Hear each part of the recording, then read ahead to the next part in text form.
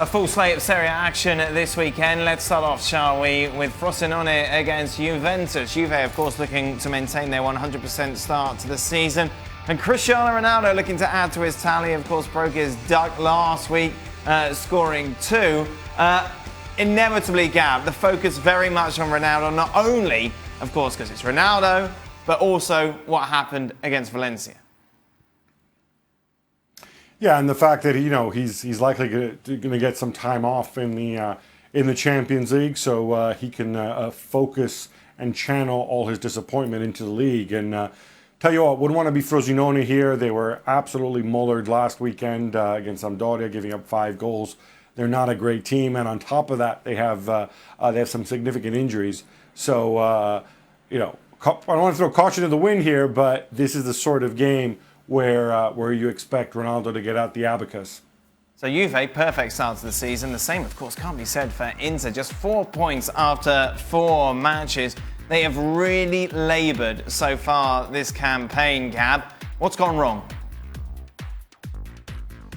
A number of things have gone wrong. I mean, I think they added a lot of players. Some of them maybe Spalletti says he's happy with the side, but a number of players, the Croatian players obviously getting back from the World Cup. They're kind of fixated on certain things that I'm not sure necessarily make sense, like the idea that they need a specialist deep-lying playmaker. When Brozovic, I think, when he's okay, he can do the job, or they also have Borja Valero there. I think he has to find the right pieces and fit them together in the right way. And the fact that Raja Nainggolan missed the first 3-4 weeks of the season hasn't helped either. He can be the leader that they need. Meanwhile, Milan taking on Atalanta. Gab, what have you made of Milan so far? I think they're good. I think they can go top 4. I love the Caldara-Romagnoli partnership at the back. Higuain looks definitely up for it. His movement's been good. He looks sharp. Nobody's making any fat jokes anymore. Samu Castillejo gives you something different when he gets on the pitch. They have the creativity now in the front line with Çalhanoğlu and obviously Suso as well. I'm not 100% on board with Bakayoko, but that's okay. They have other alternatives. I mean, look, there's a gulf between Juve and everybody else, but I don't see any reason why Milan couldn't compete for that second or third spot. Meanwhile, you take a look at the table. Ancelotti has got Napoli 4th at the moment after 4 matches. A lot of talk about Marek Hamšík's future at the club, Gab.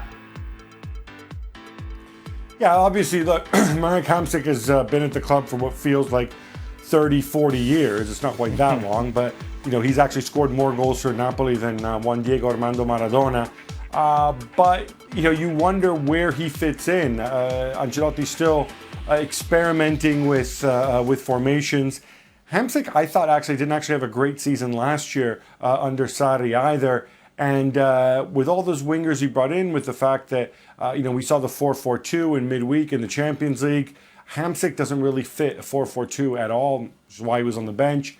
Looks to me like he's going to build this midfield against Zielinski and maybe in the long term, Fabian Ruiz.